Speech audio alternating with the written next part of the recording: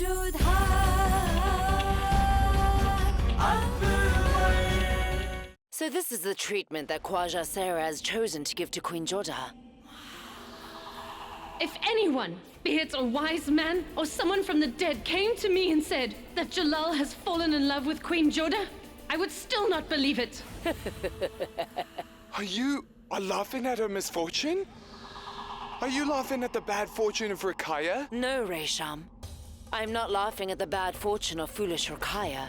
I'm laughing at the terrible bad fortune befalling poor Queen Jodha. Come in, Adham. Mother dear, you are still awake so late. Have I just heard that something has happened to Queen Jodha? Not yet, Adham, but it will. What? Princess Queen Jodha is about to become exactly what I want her to become. What is that, Mother? Jalal has an interest in Queen Jodha. You do not see it? Never mind. I will explain it all to you. Adham, a child is all too eager to get a toy, and that eagerness lasts right up until he is finally able to get the toy. He will show all the interest in the world, my boy. But then, when he gets the toy and plays with it a while, very soon he loses interest and stops playing with it. After that, that poor toy finds a new life in the corner with all the others. But Mother, I don't understand how this is relevant. Jalal has a keen interest in Queen Jodha because at this point he doesn't have her. And now when the time comes and he gets what he wants, Jalal will lose all interest. Just like a toy. Think it over. Queen Jodha was special in Amer. And in Agra, she was ordinary. Adham, don't worry yourself too much with this. Just let what will happen run its course, because what is happening is very good for us. Now we can finally get rid of the fear that Queen Jodha has over our lives. So you should go and sleep peacefully tonight. Okay, Mother. If you say so. I'll go.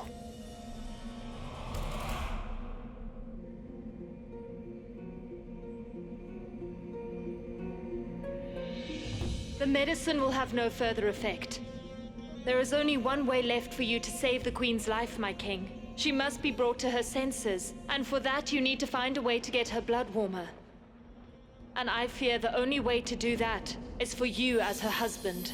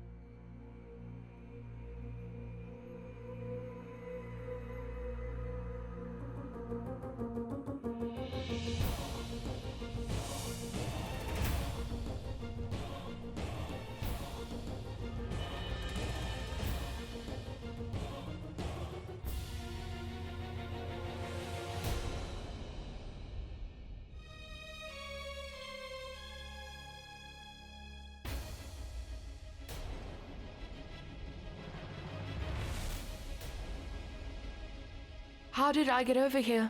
Who else other than I would dare to bring you here?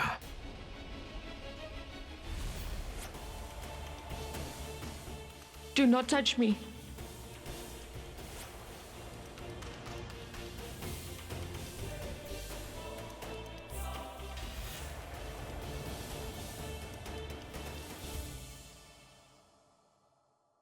Give her medication.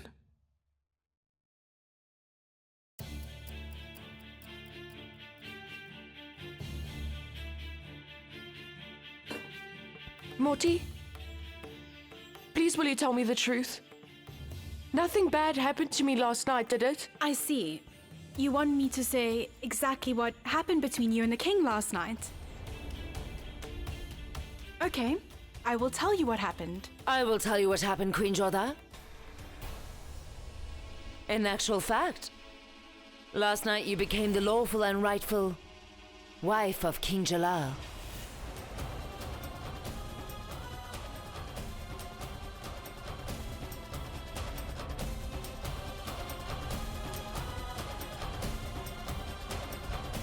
I'm so happy. Please will you accept a small present in lieu of my happiness? Permit me.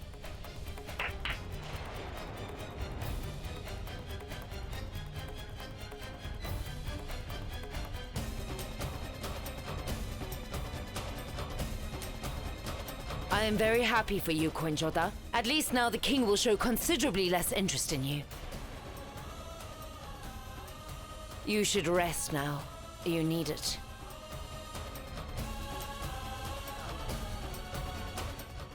Until next time.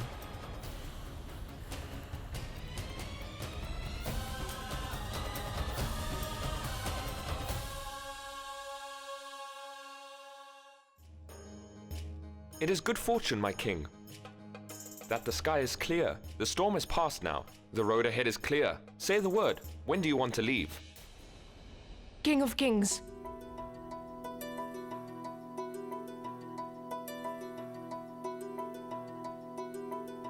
Queen Jodha, you are unwell. You should not have come out like this. May I speak with you in private?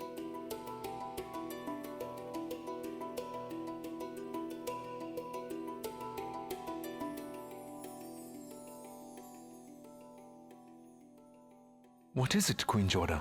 What I've been through is something you will never be able to imagine. Your Highness, tell me. Last night, did you do anything?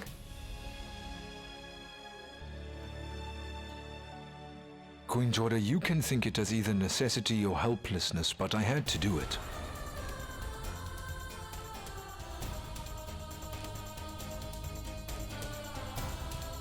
There was no need to do anything like that. And there's nothing that should make the King of Kings break his promise. Why, my king? I would have died. You should have let me die. I was ready to die, so why did you break your promise to me? Enough, Queen Jodha. What a husband and king can or can't do is not up to you to decide. Saving your life was my responsibility, and as such, I fulfilled my responsibility. Keeping your promise is also a king's responsibility.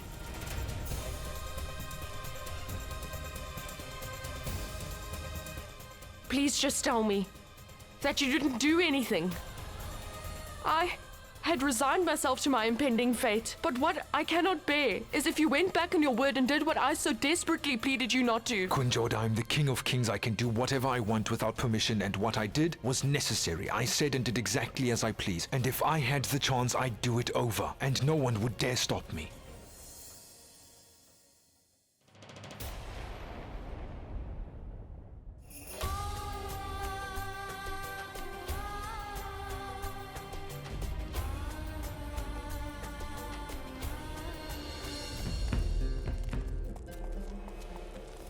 The Mughal's caravan was moving ahead to Agra, and in Jodha's mind, thoughts were racing, faster than they had never done before. Jodha didn't remember a single moment of that night. She somehow wanted to keep with the belief that the king she was with had kept his word. But what happened to her couldn't be changed, neither by Jodha herself or by her willing it would.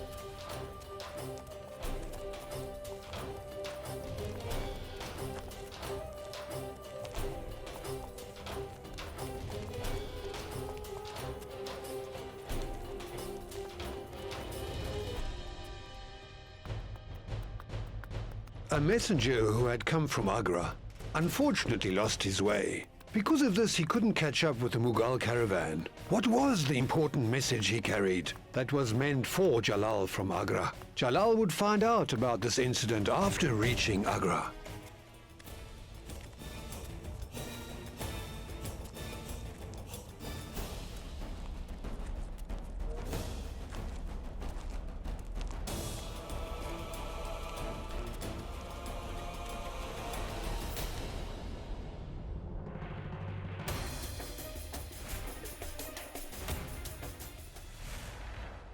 Salam alaikum. Salam. When a king comes to visit, he is usually welcomed and not stopped at the gate. Seeing as you are here, I can guess that the matter is serious. Very serious and legal. The courtiers and public expect from the king that he respects the religion and his people. What you did in Amma, my king, hurt our religion fundamentally. You went to the temple with Queen Jodha. And you proceeded to insult our religion by bowing your head to the statue. You prayed with them in their manner, and that is vehemently against our religion.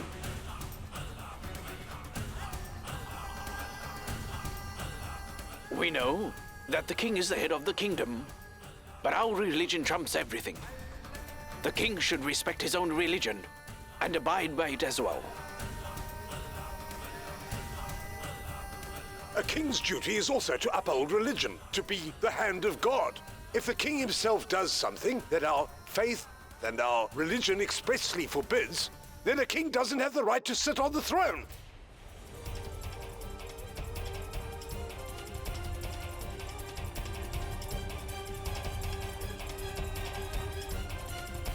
How on earth did they know that Jalal had been to the temple? I have answers for all your questions, but... Wait, Jalal. Let me please talk to them. Gentlemen and priests, history witnesses that since the foundation of the Mughal kingdom we live in was laid in India, the kings from the former King Baba and my husband, and even Jalal, have never once broken the trust or desecrated the religion we live by. You are correct there, my queen. And that's why until today we had no reason to raise and stand in front of him. But the mistake he has done this time cannot be ignored and pushed under the rug. It is not just us, the whole kingdom is upset, and we have the Lord and the people to answer to. And that is why, if the king wants to sit on that throne, he will have to walk over our dead bodies first.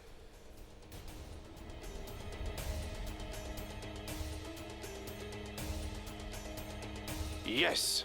As long as we're alive, Jalaluddin Muhammad will not sit on the throne of the Mughal Empire.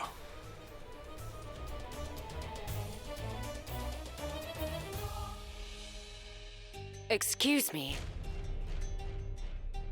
Why can the king not sit on his throne? I would like to ask you, who here will stop the king from taking his rightful seat? Madam Hamanga, how dare you speak? You don't have the right to interfere. I do. I have all the rights. And no, the religion you claim to follow so faithfully, I follow the same as you. So I have the rights to speak my opinions as I see fit. You are all learned people, all scholars, superiors, and priests. You are not meant to be so short-sighted. You should lead the way for the king and the subjects, and not harass your king out in the streets. Your job is to follow the traditions, yes, but not to revolt. What you have done, stopping the king in his tracks, is telling everyone in the city that you do not believe in his birthrights. And if by chance there is a clash between the beliefs you hold and those of the kings, then discuss it, but not revolt. Your positions are high in the city. You claimed, in front of everyone, that the king has a duty to respect the religion. So please enlighten me and provide an instance where the king has ever done anything that truly flies in the face of that. As far as I know, the king loves his religion and his savior even more than I would claim you do. The King of Kings lives his life in service to you all. He's a person. He is a human being and we all tend to err once in a little while. It's possible that you think that your ordained King of Kings has made a little mistake, and then it's your duty to advise and try to better his faith instead of punishing him just like a child.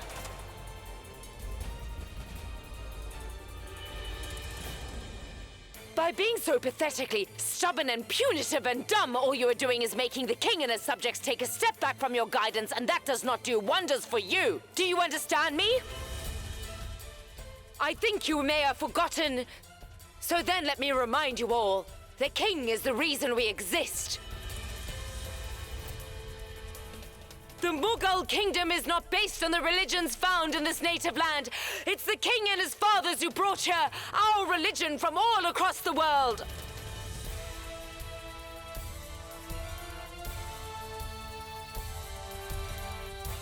I apologize to you profusely for being a woman and arguing with you like this. I can only hope that I am forgiven. But as Vice President of the Mughal Kingdom, if I did not raise my voice in defense of the king, then I know for a fact I would end up burning for eternity. Gentlemen, you are scholars of the religion. However, you do not have the right to stop the king in his tracks. Every path leads from religion. You should know that, Shamsuddin. What Maham Anga told us was all very correct. King of Kings, your duty is to the people. And today, all the people are with us. And we as a people rise up and demand answers. And until then, he will not sit on the throne.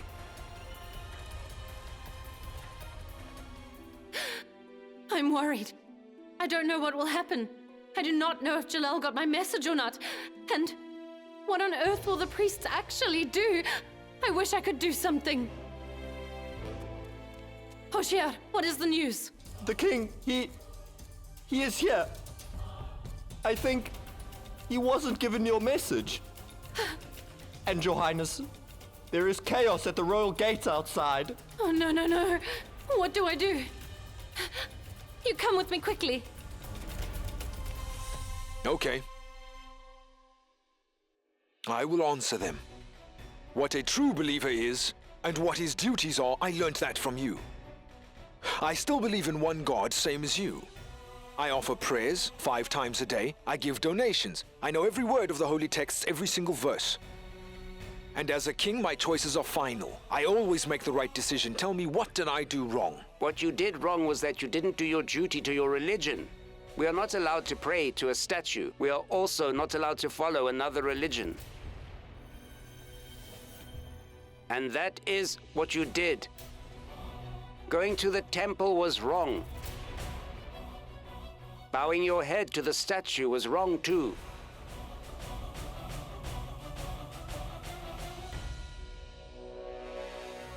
Is that all? I would like to ask questions now. If I remember clearly, I would like to direct you to the spot prayers were performed on the day of my first birthday. Mister, do you remember clearly that it was you who prayed for me and my health? Yes, sir. I remember it well. I prayed for your good health, and I was proud to do so. Then please will you recall where exactly that was? Umarkot. Do you remember exactly where in Umarkot you prayed? On my first birthday? In the temple. So I had already bowed my head in the temple.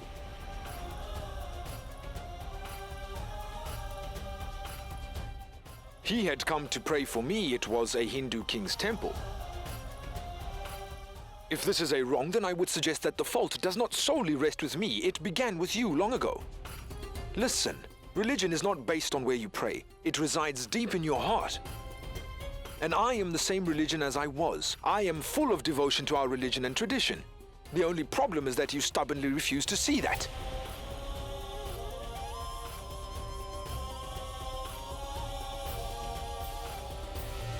And so if this is resolved, may I go inside? Your heart is clean. But even still, you made a mistake. And in order to rectify it, there is one thing to do. Whatever happened, we know the reason for it was Queen Jodha.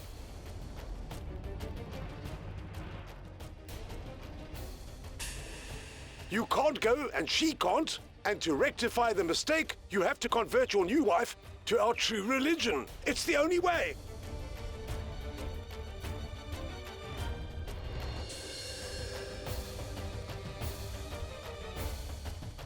Forgive me, sir, but religious decisions are made after thinking over it thoroughly.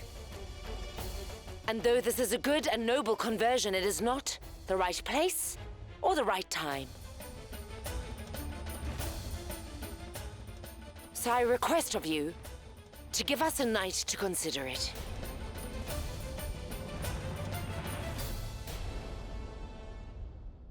I agree with you.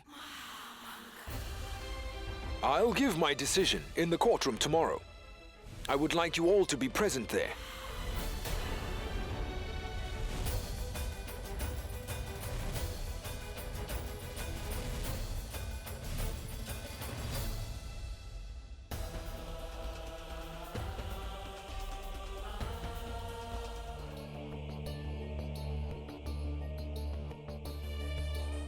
Why do you have such worry on your face? You have created utter chaos. This was the perfect chance. All the priests and the scholars, even the people, were against him. Jalal's crown could have been snatched from him, Mother. And my dream would have finally come true, Mother. But you chose not to support me. You decided to support Jalal instead, Mother. Why? You do not want to see me as a king, admit it! Calm down, Adham. I want nothing more than to see you ruling. You do not know, boy, just how much I love you, my dear boy. But do not forget that I love Jalal like a son as well. Yes, it has and always will be my dream that you take over the throne of the great Mughal kingdom. But to turn this pipe dream into an actual reality, I do not plan to dethrone Jalal from his seat in such a disrespectful manner, Adham. You may want to forget this, but I will never forget that it is only because of Jalal that either of us are here. You are Commander-in-Chief and I am the Vice President, and that is all because of Jalal's decision. So without Jalal right now, we are nothing but a spiteful uppity soldier and an old nursemaid. And what guarantee do you have, Adham, that the priests and scholars would crown you the king after they kicked Jalal off his throne forcefully? No, Adham. You keep on dreaming of becoming a king in that way. If it were possible to become a king simply by dreaming it so, then the whole country would be royalty. If you want to become a king, then you must start to think a little bit more like a king. Do something so amazing that even I, your mother, would say out loud that yes, my son is much more worthy of the throne than Jalal is. The fact is that you are a heavy ball of anger. If you were to fall, you would shatter into 1,000 pieces. You are not worthy of the— Mother!